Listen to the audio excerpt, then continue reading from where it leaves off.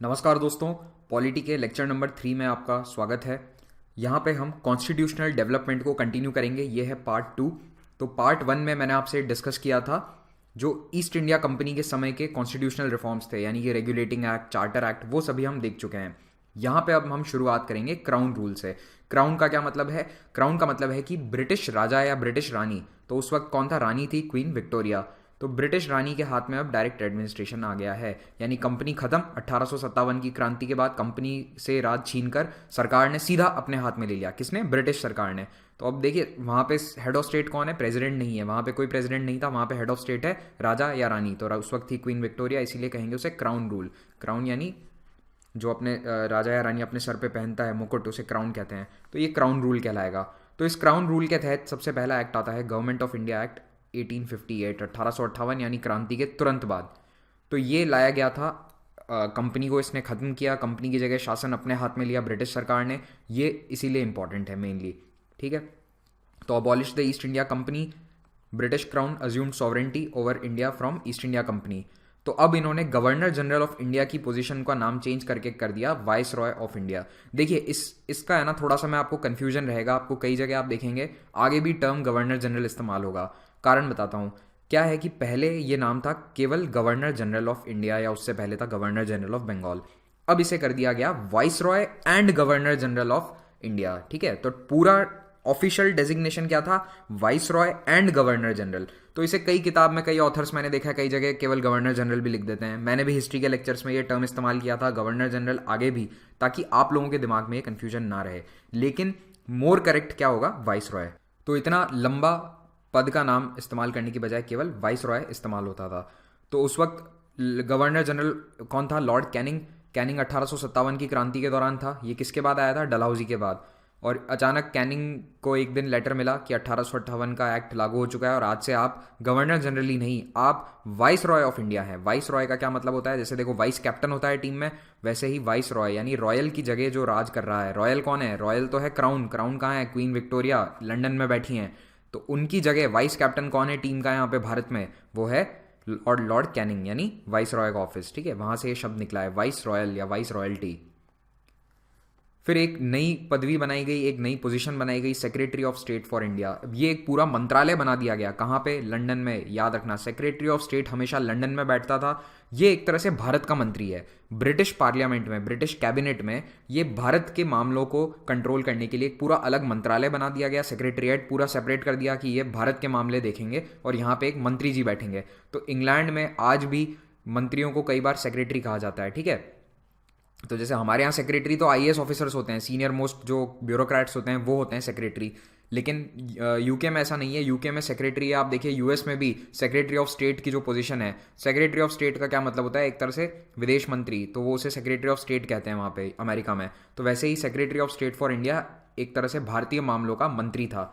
और ये पोजीशन पहली बार इस 1858 के एक्ट के तहत बनाई गई थी। और इस सेक्रेटरी ऑफ स्टेट को की जिम्मेदारी थी कि वो ब्रिटिश कैबिनेट की तरफ से ब्रिटिश पार्लियामेंट को जिम्मेदार है। यानी आज कैसे होता है हमारे यहाँ, जैसे रक्षा मंत्री जिम्मेदार है देश की रक्षा के लिए, तो अगर रक्षा पे कुछ भी सवाल उठते हैं तो पार्लियामेंट में हमारे रक्षा मंत्री को जाके जवाब देना पड़ता है अगर कोई भी एमपी उनसे सवाल पूछेगा। वैसे ही भारत से रिलेटेड कोई भी मामला उठेगा तो ब्रिटिश पार्लियामेंट में जवाब कौन देगा? Secretary of state for India.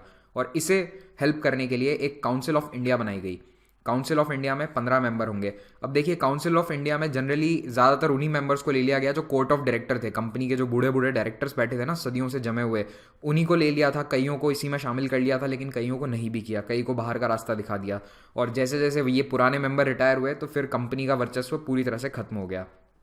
और ये जो काउंसिल ऑफ इंडिया है, इसमें 15 मेंबर होते थे। याद रखना, एमसीक्यू के पॉइंट ऑफ व्यू से बहुत इंपॉर्टेंट है। आपको कंफ्यूज करेंगे किससे? सेंट्रल लेजिस्लेटिव काउंसिल से। वो कहाँ होती है? भारत में। वो गवर्नर जनरल की काउंसिल होगी या वाइस रॉयज एग्जीक्यूटिव काउंसिल होगी, उसके नंबर से आपको कंफ्यूज करेंगे ये लोग। तो ये याद रखना, काउंसिल ऑफ इंडिया है, council of India in London, assisting the secretary of state in India. और इस काउंसिल में केवल अंग्रेज होते थे, ठीक है। शुरू शुरू में अंग्रेज होते थे। बताऊंगा आगे जाके कौन भारतीय पहली बार आया था और किस एक्ट के तहत आया था, ये भी इंपॉर्टेंट है। देखो, कॉन्स्टिट्यूशनल डेवलपमेंट से एमसीक्यू भरमार बनाए जा सकते हैं। इतनी एमसीक्यू बनाए जा सकते हैं और इतने कंफ्यूजिंग एमसीक्यू बनाए जा सकते हैं, तो आपको इन्हें बार बार पढ़ना होगा तभी याद होंगे। सेक्रेटरी ऑफ स्टेट को कौन जवाबदार होता था भारत में? गवर्नर जनरल या फिर वाइस रॉय। और वाइस रॉय को असिस्ट कौन करता था? Viceroy's executive council. और वाइस रॉय के एग्जीक्यूटिव काउंसिल में भी यहाँ पे सीनियर हायर ऑफिशियल्स होते थे सरकार के। तो एक बार देखो पूरा स्ट्रक्चर समझ लो। सबसे नीचे कौन आया? वाइस रॉयस एग्जीक्यूटिव काउंसिल, ठीक है। तो ये वाइस रॉय की एग्जीक्यूटिव काउंसिल है। ये किसको रिस्पॉन्सिबल है? भारत में बैठा वाइस रॉय। कहाँ बैठा है? कलकत्ता में। अब ये वाइस रॉय जो है ये किसको जवाब देगा? अगर कुछ भी होगा तो इसे किसको जवाब देना पड़ेगा? इसे जवाब देना पड़ेगा secretary of state for India. तो ये कहाँ बैठा है? लंदन में, ओके। और इसको हेल्प कौन कर रहा है? इसको इसकी काउंसिल, इंडिया काउंसिल या काउंसिल ऑफ इंडिया, ठीक है, इसे इंडियन काउंसिल ही कहते थे। इसमें है 15 मेंबर। तो ये बैठी है यहाँ पे, ठीक है। तो ये भी इसे हेल्प करने के लिए है। अब सेक्रेटरी ऑफ स्टेट है ना, ये है ब्रिटिश पार्लियामेंट में जवाबदेह है। तो पार्लियामेंट इससे सवाल पूछ सकती है। और प्राइम मिनिस्टर जो है वो भी, और प्राइम मिनिस्टर डायरेक्टली किसको रिस्पॉन्सिबल है? क्राउन को। तो वैसे तो ओवरऑल पार्लियामेंट भी देखो, वो ब्रिटेन का स्ट्रक्चर है कि पार्लियामेंट भी क्राउन की तरफ जिम्मेदार है, जवाबदार है, और प्राइम मिनिस्टर भी। तो अगर भारत में कुछ बहुत बड़ा मामला उठता है तो सबसे पहले वाइस रॉय एग्जीक्यूटिव काउंसिल, उनसे वाइस रॉय पूछेगा कि भाई क्या हो रहा है बताओ, है ना। वो अपने जूनियर ऑफिसर्स से पूछेंगे। फिर यहाँ सेक्रेटरी ऑफ स्टेट इससे पूछेगा। फिर सेक्रेटरी ऑफ स्टेट जो है वो इनसे सलाह मशवरा करेगा। और उसे अब पार्लियामेंट भी पूछ सकती है, प्राइम मिनिस्टर भी पूछ सकता है, और क्राउन यानी रानी भी डायरेक्ट बुला के पूछ सकती है। वैसे रानी मेनली प्राइम मिनिस्टर को ही बुलाएगी, इससे डायरेक्ट डील नहीं करेंगी, वो प्राइम मिनिस्टर से डील करेंगी। तो ये स्ट्रक्चर है, अपने दिमाग में बिठा लेना। इसमें 15 मेंबर होते हैं और इसमें कितने होंगे? इसमें होंगे 4 मेंबर एग्जीक्यूटिव काउंसिल में। एग्जीक्यूटिव काउंसिल में मेंबर देखो 1861 में एक नया एक्ट आया, उसमें 3 से 4 कर दिए गए, ठीक है। यहाँ पे 3 थे, यहाँ पे 3 थे जब ये 1858 का एक्ट आया था। मैं आगे बढ़ गया थोड़ा जल्दबाजी में। 3 से 4 कर दिए गए कब? 1861 में। तो 1861 में आता है इंडियन काउंसिल्स एक्ट। और अब जितने भी एक्ट आएंगे उनका नाम देखिए, चार्टर एक्ट वगैरह नहीं होगा। अब ये इंडियन काउंसिल्स हैं, यानी अब भारत की जो काउंसिल्स हैं उन्हें रेगुलेट किया जा रहा है। अब इसके फीचर्स हम एक एक करके देख लेते हैं। पहला हमने देख लिया, एग्जीक्यूटिव काउंसिल की स्ट्रेंथ बढ़ा दी 3 से 4। फिर वाइस रॉय को ये ताकत दी कि वो अपने लेवल पे 6 से 12 एडिशनल मेंबर ऐड कर ले। यानी ये तो एग्जीक्यूटिव मेंबर्स हैं और इनका अपॉइंटमेंट तो लंदन से देखा जाता था, लेकिन अब वाइस रॉय के पास ताकत है कि वो अपने लेवल पर 6 से 12 मेंबर ऐड कर सकता है। और वो 12 ही होते थे, ठीक है। तो कई जगह आप इसको 12 ही देखेंगे, 6 to 12 नहीं है। उसके पास पावर है, वो चाहे तो 6 भी कर सकता है, 12 भी कर सकता है। जनरली 12 ही करता था। आगे जाके ये 1892 के एक्ट में ये संख्या बढ़ाकर 16 कर दी गई, और 1909 के मिंटो मॉर्ले रिफॉर्म में ये संख्या कर दी गई 60। और यही आगे जाके हमारी रिप्रेजेंटेटिव बॉडी बन गई, इसी से पार्लियामेंट बनी, यही आगे जाके लोकसभा बनेगी। तो आप देख रहे हैं कैसे एक वाइस रॉय की जो काउंसिल है उसमें धीरे धीरे रिप्रेजेंटेशन बढ़ाया जा रहा है, लोगों की संख्या बढ़ाई जा रही है। और आप आगे देखेंगे कि इसमें भारतीयों को भी एंट्री दे दी जाएगी। तो अभी 12 मेंबर ऐड कर सकता है कौन? वाइस रॉय। और बाकी ये जो एग्जीक्यूटिव वाले हैं ये तो लंदन से ही अपॉइंट होके आएंगे। और वाइस रॉय को ये पावर दी कि इन 12 में से आप 3 भारतीय चुन सकते हो, ठीक है, लेजिस्लेटिव काउंसिल के लिए। तो 1862 में कैनिंग ने सबसे पहले राजा ऑफ बनारस, फिर महाराजा ऑफ पटियाला और सर दिनकर राव, इन 3 लोगों को अपॉइंट किया। तीनों के नाम इंपॉर्टेंट है लेजिस्लेटिव काउंसिल में। और अगले 30 साल तक ऐसा ही चलता रहा। ज़्यादातर राजा महाराजा या बहुत बड़े बड़े जो जमींदार होते हैं ना, केवल वो इस काउंसिल में पहुंच पाते थे।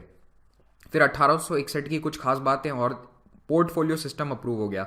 पोर्टफोलियो का क्या मतलब है? ये जो एग्जीक्यूटिव काउंसिल है ना, ये वाली, ये 4 मेंबर वाली, इसमें टास्क दे दिया गया कि तुम होम मिनिस्ट्री संभालोगे, जैसे तुम डिफेंस संभालोगे, इस तरह के टास्क बांट दिए गए कि आप पीडब्ल्यूडी संभालेंगे। मंत्रालय बांटते हैं ना जैसे आज, उसे हम पोर्टफोलियो कहते हैं कि ये जनाब गृह मंत्रालय, ये जनाब एग्रीकल्चर मिनिस्ट्री। तो इस तरह से पहली बार पोर्टफोलियो एलोकेशन 1861 से शुरू हुआ था। पहले ये जो काउंसिल होती थी ना, ये जनरल काउंसिल है, सब कुछ, सारे लोग सब कुछ देखते थे। ऐसा कोई फिक्स नहीं है कि ये डिपार्टमेंट मेरा है, ये डिपार्टमेंट तुम्हारा है, ओके।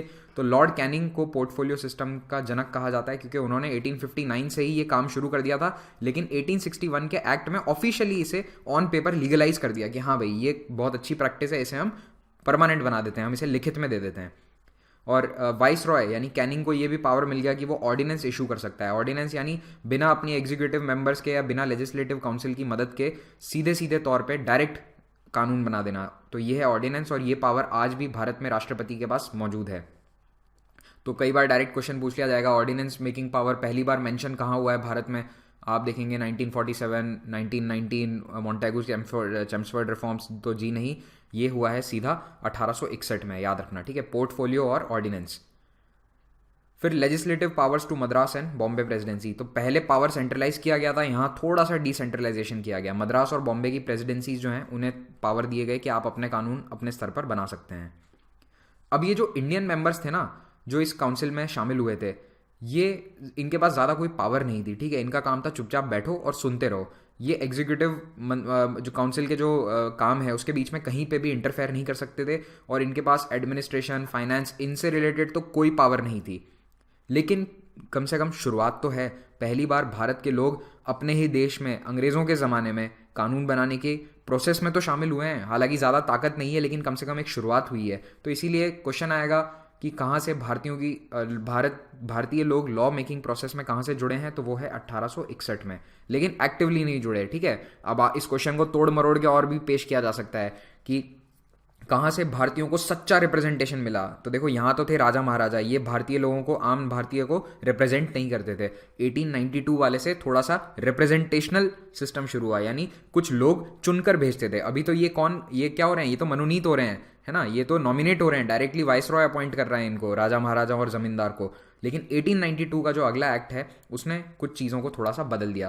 पहली बार representation by way of indirect election. तो अभी भी ऐसा नहीं कि आम चुनाव हो रहे हैं, जनता लाखों लोग वोट डाल रहे हैं, जी नहीं, लेकिन इनडायरेक्ट इलेक्शन। जैसे यूनिवर्सिटीज़ के जो चांसलर हैं, जो स्टेट प्रोविंशियल लेजिस्लेटिव काउंसिल है, उनके मेंबर्स हैं, वो चुनकर भेज सकते हैं सेंट्रल काउंसिल में मेंबर। तो जैसे आज राज्यसभा में होता है ना कि एमएलए इलेक्ट करते हैं किसको, राज्यसभा के मेंबर्स को, कुछ कुछ उस जैसा है। लिख मत आना आंसर में कहीं पे राज्यसभा, लेकिन उससे मिलता जुलता प्रोसेस है। तो जमींदार, म्यूनसिपैलिटीज़ के मेंबर्स, यूनिवर्सिटीज़ के जो जनरल बॉडी होती है, जो मेन बॉडी होती है, उसके मेंबर्स, और चेंबर ऑफ कॉमर्स, यानी बड़े बड़े व्यापारी, उनका जो संगठन है चेंबर ऑफ कॉमर्स है, वो कुछ मेंबर्स रेकमेंड कर सकता था। तो इसीलिए रिप्रेजेंटेशन की शुरुआत अगर आपसे पूछी जाए कहाँ से हुई, तो वो है 1892 से, ठीक है। सेंट्रल लेजिस्लेटिव काउंसिल जो थी वो कौन सी है, देखो जो एडिशनल मेंबर थे ना, जो एडिशनल मेंबर कहाँ से अपॉइंट होने शुरू हुए हैं, 1861 से हो गए थे। तो ये जो एडिशनल मेंबर्स हैं ये अब लेजिस्लेशन का काम करते हैं। तो 4 मेंबर जो हैं वो तो हैं एग्जीक्यूटिव काउंसिल के, यानी वो तो देखेंगे जैसे मंत्रालयों का काम होता है, और जो कानून बनाने का काम है, बजट वगैरह का डिस्कशन है, वो सब कहाँ होगा, बजट बनाएंगे तो ये लोग, लेकिन वो एक बार डिस्कशन के लिए ला दिया जाएगा कहाँ पे, सेंट्रल लेजिस्लेटिव काउंसिल में। तो ये एक तरह से एक अलग बॉडी बन गई, ये तो बन गए एग्जीक्यूटिव और ये हो गए लेजिस्लेचर, है ना। धीरे धीरे इस तरह से डिफ्रेंसिएशन आ गया।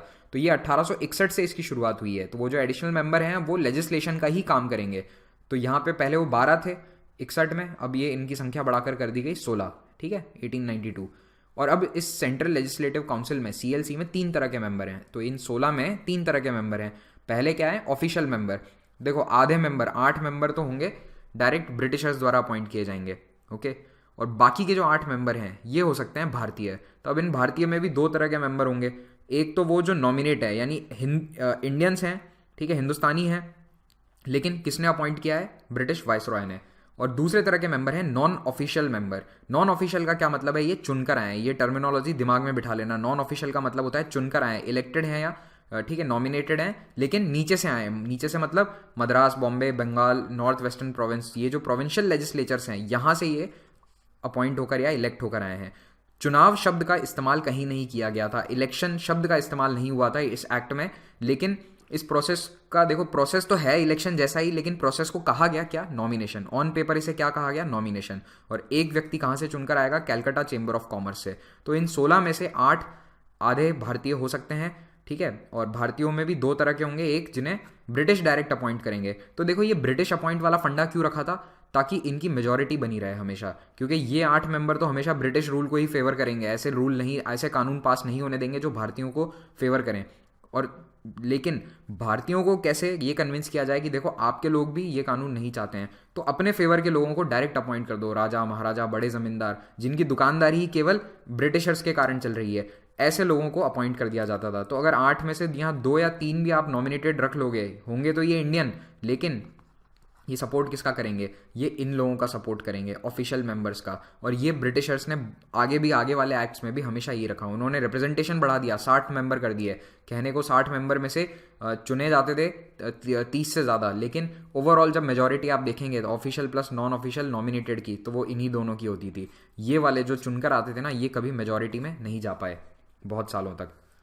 अब ये जो देखो CLC के मेंबर हैं लेजिस्लेटिव काउंसिल के, ये एग्जीक्यूटिव से सवाल पूछ सकते थे, लेकिन उसके लिए 6 दिन का नोटिस देना पड़ता था, और उनके जवाब पे कोई डिस्कशन अलाउड नहीं था। ठीक है, तो ये भी बहुत इंपॉर्टेंट है। ये इस पे भी क्वेश्चन पूछ लेते हैं आपको कंफ्यूज करने के लिए कि क्या सवाल पूछना अलाउड था या नहीं। तो जी हाँ, बिल्कुल सवाल पूछना अलाउड था, लेकिन आंसर पे डिस्कशन अलाउड नहीं था। और स्पीकर के पास ये पावर था कि वो किसी भी सवाल को रिजेक्ट कर सकता है। प्रोविंसेस में भी एडिशनल मेंबर्स की संख्या बढ़ा दी गई और उन्हें थोड़े ज़्यादा पावर दिए गए। तो जैसे जैसे सेंट्रल में हो रहा था वैसे वैसे भी प्रोविंशियल में भी हो रहा था। ये कानून जो है ये कांग्रेस के बदलाव, कांग्रेस ने जो डिमांड्स करी थी उसके कारण ये बदलाव आए थे, और ये एक तरह से कांग्रेस की छोटी सी जीत थी। हालांकि वो भी सेटिस्फाइड से नहीं थे, लेकिन एक शुरुआत तो थी उनके लिए। तो इस एक्ट में पहली बार इलेक्शन का एक प्रारूप उभर कर आया, है ना। तो कुछ नॉन ऑफिशियल सीटें सेंट्रल और प्रोविंशियल लेवल दोनों पे इलेक्शन से होती थी, लेकिन ये इलेक्शन शब्द का इस्तेमाल नहीं किया गया। इस प्रोसेस को नॉमिनेशन कहा गया था। अब आते हैं अगले इंडियन काउंसिल्स एक्ट ऑफ 1909 यानी मॉर्ले मिंटो रिफॉर्म पे। तो मिंटो तो था वाइसरॉय, मॉर्ले था सेक्रेटरी ऑफ स्टेट। ठीक है, इसीलिए इसको कहते हैं मिंटो मॉर्ले या मॉर्ले मिंटो रिफॉर्म्स, या फिर इसे इंडियन काउंसिल्स एक्ट ऑफ 1909, ठीक है, इंडियन काउंसिल्स एक्ट या फिर गवर्नमेंट ऑफ इंडिया एक्ट 1909 भी कहते हैं। इस एक्ट में पहली बार वाइस रॉय की एग्जीक्यूटिव काउंसिल में किसी भारतीय को शामिल किया गया। तो वो जो 4 मेंबर होते थे, अब वहाँ पे बढ़कर मेंबर्स बढ़कर अब एक भारतीय भी आ चुका है, और ये पहले भारतीय थे सत्येंद्र प्रसाद सिन्हा। नाम याद रखना, इसीलिए हाईलाइट किया हुआ है। अब जो प्रोविंशियल और सेंट्रल लेजिस्लेटिव काउंसिल्स हैं उनकी संख्या बढ़ा दी गई मेंबर्स की। तो सेंट्रल में 16 करे गए थे, कब? 1892 में, है ना। पहले कितने होते थे? याद करो पहले 12 थे, है ना। 12 से बढ़ाकर कितने कर दिए? 16 से अब इस वाले एक्ट में कितने कर दिए? 60। तो 1909 में इनकी संख्या 60 पहुंच चुकी है, 60। और यहाँ पे अब इंडियंस को अलाउ है डिस्कशन करना इकोनॉमिक मैटर्स, यानी बजट पे भी डिस्कशन कर सकते हैं, और कुछ चीज़ों पे वोटिंग भी करी जा सकती है। बजट पे वोटिंग नहीं कर सकते थे, लेकिन अन्य कई चीज़ों पे वोटिंग कर सकते थे, और डिस्कशन इकोनॉमी पे भी कर सकते थे। तो पहले तो ये परमिशन भी नहीं थी कि बजट आ गया जिसमें 80% मिलिट्री एक्सपेंडिचर है तो आप कुछ नहीं बोल सकते। अब अगर मिलिट्री एक्सपेंडिचर बहुत हाई है तो भारतीय मेंबर्स जो हैं काउंसिल के, वो अपनी आवाज़ उठा सकते हैं उसके खिलाफ, अपना ऑफिशियल अपनी जो कि हम इससे सहमत नहीं हैं, ये अपनी असहमति जता सकते हैं। फिर कम्युनल रिप्रेजेंटेशन की शुरुआत करी गई मुस्लिम्स के लिए पहली बार। सेपरेट इलेक्टोरेट, सेपरेट इलेक्टोरेट क्या है मैं देखिए डिटेल में हिस्ट्री में समझा चुका हूँ, थोड़ा शॉर्ट में फिर से बता देता हूँ। सेपरेट इलेक्टोरेट में ऐसा है कि अगर कोई कॉन्स्टिट्यूएंसी मुस्लिम्स के लिए सेपरेट इलेक्टोरेट घोषित कर दी जाती है तो वहाँ पे वोट देने का अधिकार केवल मुस्लिम्स को होगा, ना कि हिंदुओं को, सिख को, या ईसाई या पारसी, किसी को भी। और अगर पारसी सेपरेट इलेक्टोरेट है तो वोट कौन देगा? केवल पारसी लोग। इससे दिक्कत ये हो जाती है कि वहाँ पे पारसी या सिख या किसी भी धर्म का, जहाँ पे सेपरेट इलेक्टोरेट जिसके लिए भी घोषित है, उनका सीट जीतना तय हो जाता है, और बाकी सब क्या हो जाते हैं? डिसएनफ्रेंचाइज। तो अगर आप उस एरिया में रहने वाले हिंदू हो या सिख हो, और अगर वो मुस्लिम सेपरेट इलेक्टोरेट वाली सीट है, तो उसमें आपकी क्या गलती है, लेकिन आप वोट नहीं दे सकते हो, ठीक है। तो आपका अधिकार तो कम हो गया। तो इसीलिए भारत के कई राष्ट्रीय नेताओं को इससे बहुत आपत्ति थी कि सेपरेट इलेक्टोरेट नहीं होना चाहिए, लेकिन ब्रिटिशर्स ने डिवाइड और रूल के तहत सेपरेट इलेक्टोरेट लागू कर दिया, और मुस्लिम वोटर्स के लिए ये दिया गया। सबसे पहले भारत में सिर्फ मुस्लिम्स को दिया गया था, आगे 1919 में अन्य धर्मों को भी दिया गया। तो पहली बार सीड्स ऑफ सेपरेटिज्म, यानी 2 मुल्कों की बातें होनी शुरू हो गई थी, सुगबुगाहट सी शुरू हो गई थी, ठीक है। 1909 में कम्युनलिज्म लीगलाइज कर दिया गया, ये आप कह सकते हैं। ये इस तरह से क्वेश्चन भी पूछा जा सकता है, लीगलाइजेशन ऑफ कम्युनलिज्म। तो आप यहाँ से शुरुआत करिए 1909 से। तो मिंटो को कहते हैं father of communal electorate in India. अब आ जाओ गवर्नमेंट ऑफ इंडिया एक्ट 1919, यानी मोंटागू चेम्सफोर्ड रिफॉर्म्स पे। तो चेम्सफोर्ड था वाइसरॉय, मोंटागू था सेक्रेटरी ऑफ स्टेट। और ये एक्ट लाने से पहले मोंटागू ने स्टेटमेंट दिया था ब्रिटिश पार्लियामेंट में कि हम भारत में रिस्पॉन्सिबल सरकार लाएंगे, एक जिम्मेदार सरकार लेकर आएंगे। तो भारत का जो आज़ादी का आंदोलन है वो शुरू हो चुका था, और होम रूल लीग मूवमेंट हो चुका था। वहाँ पे डिमांड की गई होम रूल की, तिलक और एनी बेसेंट द्वारा। और ब्रिटिश सरकार ने कहा रिस्पॉन्सिबल गवर्नमेंट लाएंगे, तो सबको लगा डोमिनियन स्टेटस मिल जाएगा, जैसे आयरलैंड के साथ हुआ था वैसे हमें भी दे देंगे, लेकिन ऐसा कुछ नहीं हुआ। लेकिन मोंटेगू चेम्सफोर्ड रिफॉर्म्स ने बहुत सारे बदलाव लेकर आए, जैसे बाई कैमरलिज्म, ये सबसे महत्वपूर्ण है। बाई कैमरलिज्म का मतलब है अब ये जो लेजिस्लेटिव काउंसिल होती थी CLC, अब ये 2 हिस्सों में बांट दी गई है। इसमें 2 हाउस बना दिए। अपर हाउस होगा काउंसिल ऑफ स्टेट्स, जो आज आगे जाके हमारा राज्यसभा बन गया है, और लोअर हाउस यानी सेंट्रल लेजिस्लेटिव असेंबली, CLA, इसे आगे मैं CLA लिखूंगा कई बार। इसमें होंगे 145 सदस्य, और ये आगे जाके लोकसभा बन गया। तो इसमें स्टेट वाले में इनडायरेक्टली स्टेट से मेंबर चुनकर आएंगे, और यहाँ लेजिस्लेटिव असेंबली में कुछ डायरेक्टली चुने जाएंगे और कई सारे नॉमिनेट होंगे। यहाँ पर भी मेजॉरिटी ओवरऑल किसकी रहेगी? मेजॉरिटी रहेगी ऑफिशियल मेंबर्स यानी जो ब्रिटिशर हैं, अंग्रेज अफसर हैं उनकी, प्लस जो नॉन ऑफिशियल नॉमिनेटेड हैं, नॉमिनेटेड मतलब भारतीय हैं लेकिन उन्हें चुना किसने है उस काउंसिल में? अंग्रेज सरकार ने, तो इनकी मेजॉरिटी रखी और जो भारतीय चुनकर आए हैं वो हमेशा माइनॉरिटी में रहे। फिर देखो डायरकी और ड्यूअल गवर्नमेंट, तो स्टेट लेवल पे, प्रोविंशियल लेवल पे डायरकी इंट्रोड्यूस कर दी गई। याद रखना 1935 के एक्ट में और इसमें ये फर्क है, 1935 में डायरकी हटा दी गई। डायरकी कहाँ आई थी? सेंटर में। यहाँ पे कहाँ पे आई है? 1919 में स्टेट लेवल पे, प्रोविंशियल लेवल पे। तो डायरकी का क्या मतलब है? दो तरह का राज, दो तरह का रूल। कुछ डिपार्टमेंट भारतीयों को दे दिए गए और कुछ गवर्नर ने अपने एग्जीक्यूटिव मेंबर्स के लिए रख लिए, ठीक है। तो दो जो भारतीय को दिए गए वो तो थे ट्रांसफर्ड सब्जेक्ट, तो ट्रांसफर्ड लिस्ट थी, तो जिसमें हेल्थ डिपार्टमेंट है, सैनिटेशन है, इस तरह के डिपार्टमेंट जिनमें बहुत कुछ किया नहीं जा सकता है। आज भी भारत में हेल्थ सैनिटेशन काफ़ी पुअर है, तो ऐसे डिपार्टमेंट दे दिए गए जहाँ पे पब्लिक गुस्सा बहुत होगी, नाराज़ होगी, वो भारतीयों को दे दिए। और जो इंपॉर्टेंट है पीडब्ल्यूडी जैसे बड़े बड़े विभाग हैं वो सारे ब्रिटिशर्स ने अपने पास रखे। कॉन्सेप्ट ऑफ इलेक्शन पहली बार इस एक्ट के तहत इंट्रोड्यूस हुआ था। तो अभी तक तो देखो नॉमिनेशन कह रहे थे, अब पहली बार इलेक्शन, डायरेक्ट इनडायरेक्ट इलेक्शन आ गया था, ठीक है। डायरेक्ट या फिर इनडायरेक्ट, देखो डायरेक्ट भी कह सकते हो इसे क्योंकि लोगों को अधिकार दिया गया वोट डालने का, लेकिन ये ओपन इलेक्शन नहीं था। क्यों? क्योंकि सबको अधिकार नहीं था, केवल जो अमीर लोग थे जो टैक्स देते थे उन्हें अधिकार दिया गया था, तो इसीलिए इसे कहते हैं लिमिटेड फ्रेंचाइज।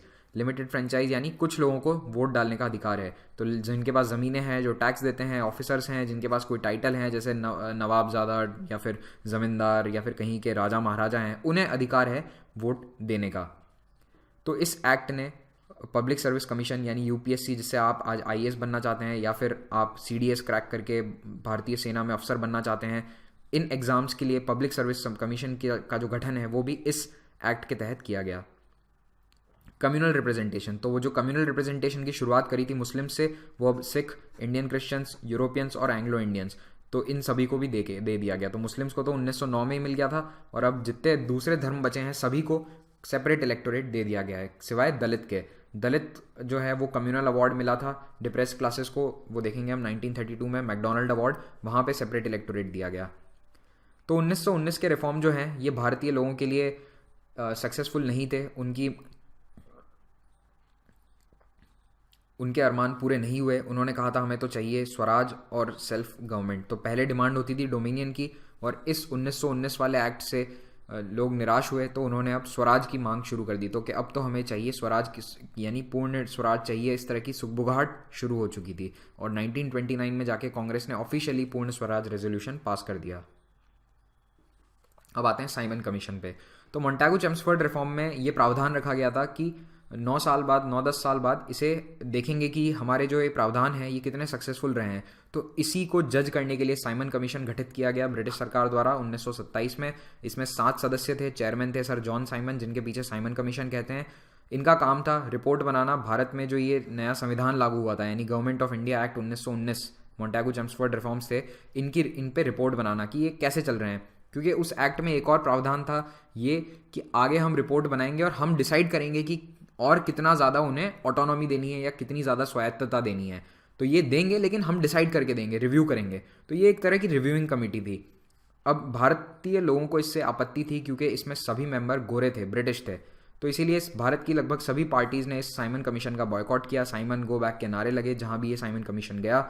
और साइमन कमीशन ने जब अपनी रिपोर्ट दी तो उन्होंने कहा एक तो ये डायरकी हटाओ, ये बहुत इनएफिशिएंट सिस्टम है, इससे दिक्कत आ रही है, एडमिनिस्ट्रेशन अच्छे से नहीं हो रहा है, और इलेक्टोरेट को थोड़ा बढ़ाओ। यानी ऐसा नहीं है कि सिर्फ पैसे वाले लोगों को वोट देने का अधिकार हो, थोड़ा सा और बढ़ा दो। इन्होंने भी ये नहीं कहा था कि हर आम आदमी को वोट देने का अधिकार दे दो, पर हाँ इन्होंने कहा था जैसे जो पढ़ा लिखा है या फिर डिग्री होल्डर है, इस तरह के लोगों को आप वोट देने का अधिकार दे सकते हैं। अब आ जाओ गवर्नमेंट ऑफ इंडिया एक्ट 1935। तो इसके बीच में एक 1932 में कम्युनल अवार्ड आया था, ठीक है। उसके बारे में मैं हिस्ट्री में डिस्कस करूंगा। तो कम्युनल अवार्ड जो है उसने दलितों को, डिप्रेस्ड क्लासेस को सेपरेट इलेक्टोरेट दे दिया था, लेकिन फिर गांधी जी और BR अम्बेडकर के बीच में पूना पैक्ट हुआ जिसके तहत वो डिप्रेस्ड क्लासेस का सेपरेट इलेक्टोरेट वापस ले लिया गया और उसकी जगह रिजर्वेशन शुरू कर दिया गया कि सीट रिजर्व हो जाएगी लेकिन वोट देने का अधिकार सभी को रहेगा। ऐसा नहीं है जैसे सेपरेट इलेक्टोरेट में होता है वैसा दलित के साथ नहीं होगा, डिप्रेस्ड क्लासेस के साथ नहीं होगा, है ना। तो ये पूरा हिस्ट्री का मामला है। अभी हम पॉलिटी पे वापस आते हैं। तो गवर्नमेंट ऑफ इंडिया एक्ट 1935, इसके क्या फीचर्स हैं? पहला, प्रोविंशियल डायरकी खत्म करो, जैसा साइमन कमीशन ने कहा था, और सेंटर पे डायरकी शुरू कर दो। तो प्रोविंसेस में तो खत्म कर दी, लेकिन सेंटर पे शुरू कर दी। फिर ऑल इंडिया फेडरेशन बने, जिसमें ब्रिटिश इंडियन टेरिटरीज और प्रिंसली स्टेट्स सभी शामिल होंगे। तो ब्रिटिशर्स अब भारत के फ्यूचर के बारे में सोचने लग गए थे। उन्हें भी लग रहा था कि अब कुछ ना कुछ तो हमें यहाँ पे सेटलमेंट करना पड़ेगा, इसको हम अगले 50 या 100 सालों तक तो नहीं रख सकते अपने पास। पर वो एक ऐसा फेडरेशन चाहते थे जिसमें भारत बहुत ज़्यादा यूनिफाई ना हो, स्ट्रांग ना हो। तो इन्होंने एक प्रपोजल रखा कि क्यों ना सारे प्रिंसली स्टेट्स प्लस भारत के सभी प्रोविंसेस जुड़ जाएं। हालांकि ये इंडियन फेडरेशन कभी बन नहीं पाया, क्योंकि प्रिंसली स्टेट्स इसके लिए कभी तैयार नहीं हुए। तो ये एक कागज़ पे ही स्कीम रह गई, कभी धरातल पे नहीं उतर पाई। लेजिस्लेचर का साइज इंक्रीज किया गया, फिर वोट देने का अधिकार बढ़ाया गया, ज़्यादा लोगों को वोट देने का अधिकार दिया। फिर सब्जेक्ट्स जो हैं वो बांट दिए गए 3 लिस्ट में, है ना। जैसा आज बांटे जाते हैं, यूनियन लिस्ट, स्टेट लिस्ट होती है, वैसे ही प्रोविंशियल लिस्ट, यूनियन लिस्ट बनाई गई। अभी अगली स्लाइड में बताता हूँ आपको। फिर प्रोविंसेस की ऑटोनॉमी बढ़ा दी गई, तो सेंटर थोड़ा सा सेंटर से पावर लेके प्रोविंसेस को दिया। और इस एक्ट के तहत ही पहली बार डायरेक्ट इलेक्शंस हुए, यानी भारत में ज़्यादा लोग वोट दे पाए। सबसे पहले मतलब इतने ज़्यादा लोगों ने वोट दिया हो वो 1937 के इलेक्शन थे। और कम्युनल इलेक्टोरेट्स रिटेन करे गए। हालांकि साइमन कमीशन ने रेकमेंड किया था कि हटा दो, लेकिन ये रिकमेंडेशन नहीं माना गया था, ठीक है।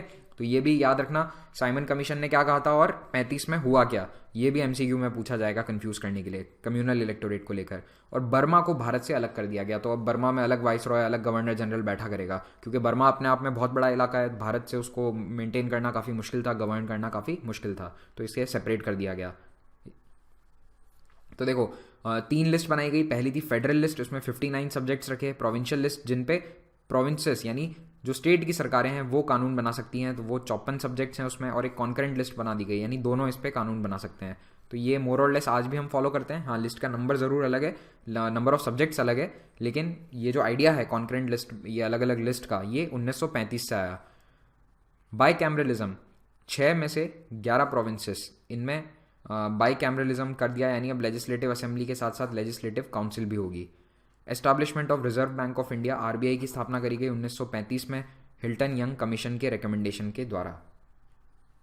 अब आ जाओ इंडियन इंडिपेंडेंस एक्ट 1947। तो इसके तहत ब्रिटिश रूल भारत में खत्म हो गया 15 अगस्त 1947 को।